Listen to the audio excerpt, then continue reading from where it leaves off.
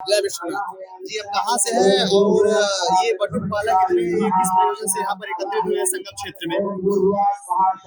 यह प्रयागराज संगम जी जिसे हम कुंभ के नाम से जानते हैं, 12 वर्ष में लगने वाला यह सौभाग्यशाली सभी को उत्तम फल देने वाला यह महापर्व के रूप में जाना जाता है। अनादिकाल से आज तक वर्तमान काल में यह विद्यार्थीगण गुरुकुल परंपरा को इसी प्रकार से प्रकाश में ला रहे हैं। इस प्रकार से हमारे प्राचीन काल में संपूर्ण भारत में मात्र गुरुकुल परंपरा का ही सभी लोग अनुशासन पालन करते थे।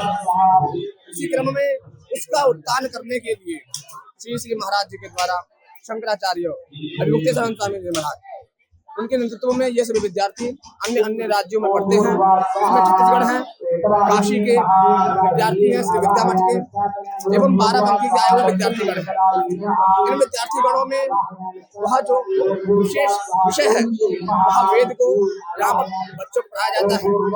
इस वेदों के अध्ययन के माध्यम से यह संपूर्ण भारत में अपने ध्वजा को, सनातन धर्म के ध्वजा को फहराएंगे। ऐसे विचार को लेकर के, संकल्प को लेकर के महाराज जी के गौ माता को राष्ट्र माता बनाने के लक्ष्य में सम्मिलित हुए हैं। आज इन बटुकों बालकों के द्वारा जो यहाँ प्रयागराज में ऐसे संगम स्थान पर बच्चों का अन्य अन्य राज्यों से आए हुए बच्चों का समागम हुआ है, यह बहुत ही पुण्यकारी एवं लाभप्रद विषय है। सभी सनातन धर्म के दर्शनार्थीगण जो वहाँ पर दर्शन करने आएंगे उन सभी के लिए यह लक्ष्य बहुत ही प्रभावकारी होगा। इस उद्देश्य के लिए इन बच्चों का इस यज्ञ में योगदान देने के पश्चात गौ माता को राष्ट्र माता बनाने के लिए प्रत्येक भारतवर्ष के एवं अपने विश्व के भी मनुष्यगणों को इस विषय को देखना चाहिए और जानना चाहिए अपनी संस्कृति के विषय में कि हमारा सनातन धर्म का अनुशासन क्या है। जो महाराज जी यहाँ हम देख रहे हैं कई यज्ञशालाओं का निर्माण हुआ है। यज्ञशालाओं का निर्माण इसी गौ सेवा के लिए और सनातन धर्म के लिए है। और कितने यज्ञशालाओं का निर्माण हुआ है? ऐसे ही यह जो इतने बड़े परिसर में यज्ञ संपन्न हो रहा है, इसमें 1100 ब्राह्मण एवं 324 यज्ञ कुंडों का यज्ञ हो रहा है। इसमें गणेश, गौरी, सूर्य, दुर्गा एवं विष्णु भगवान पंचायतन देवता का नाम से यज्ञ होगा। 1 महीना पश्चात इसकी समाप्ति होगी और सभी मनुष्यगण इस पुण्य फल की अनुभागी होंगे।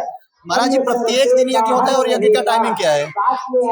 इदानीं इस समय यहाँ 13 तारीख से प्रारंभ हो गया है, जिसका प्रातः काल में 8 बजे से बैठ करके मध्याह्न काल 11:30 बजे तक वहाँ भोजन करेंगे, यज्ञ करेंगे एवं उसके पश्चात भोजन करेंगे। भोजनोपरांत फिर पुनः यज्ञ में सम्मिलित होकर के वह यज्ञ स्वाहा काल में अपने सहभागिता को सम्मिलित करेंगे। महाराज जी यज्ञ इस यज्ञ को कर कौन सकता है? एक नॉर्मल व्यक्ति भी कर सकता है कि सिर्फ बटुक या पंडित पुरोहित ही कर सकते हैं? देखिए यज्ञ जो है यह अनादिकाल से जो यज्ञ करने का जो अधिकारी हुआ है वह ब्राह्मण ही हुआ है और उस ब्राह्मण के करने के लिए कहा है ब्रह्म जानाति सब ब्राह्मण है। जो ब्रह्म को जानता है वही ब्राह्मण होता है। ये बटुक बालकगण अपने इस ब्रह्मत्व के ब्रह्मचर्य का पालन करते हुए इस प्रकार से सनातन धर्म में स्वाहा का अपने इच्छा के अनुसार भाव में प्रकट होकर के यह आहुति डालेंगे। अवश्य ही यह सनातन धर्म का राष्ट्र माता जो बनाना चाहते हैं हमारे स्वामी जी महाराज जी, अवश्य ही गौ माता राष्ट्र माता बना पाएंगे। इसीलिए इन बच्चों के विद्यार्थियों के ब्राह्मण रूप में यह जो ब्रह्म है साक्षात इनको बिठा करके वह यज्ञ को पूर्ण कराएंगे। महाराज जी आपके आश्रम में देख रहे हैं भिन्न भिन्न प्रकार के बटुक बालक हैं, तो सबसे कम उम्र के बटुक कितने साल के होंगे या फिर कितने साल में आपके आश्रम से जुड़े होंगे? जैसे कि हमारे सनातन धर्म का प्रत्येक गुरुकुल का परंपरा है कि बच्चों के 5 कक्षा यदि उत्तीर्ण हो जाते हैं तो उसके पश्चात उन्हें गुरुकुल परंपरा में भेजा जाता है। उस वर्ष उनकी आयु मात्र 8 वर्ष की होती है।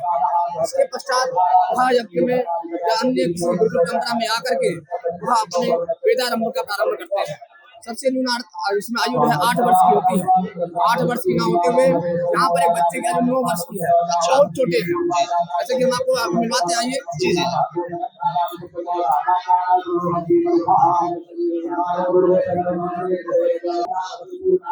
महाराज जी आप कहाँ से, आपका नाम क्या है?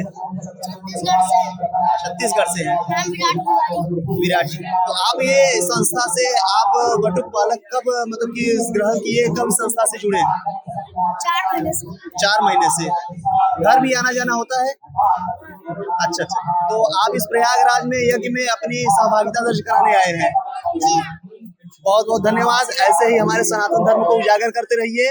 प्रभु की और बालाजी की, प्रयागराज की भूमि की आपको बहुत बहुत शुभकामनाएं। धन्यवाद महाराज जी। धन्यवाद।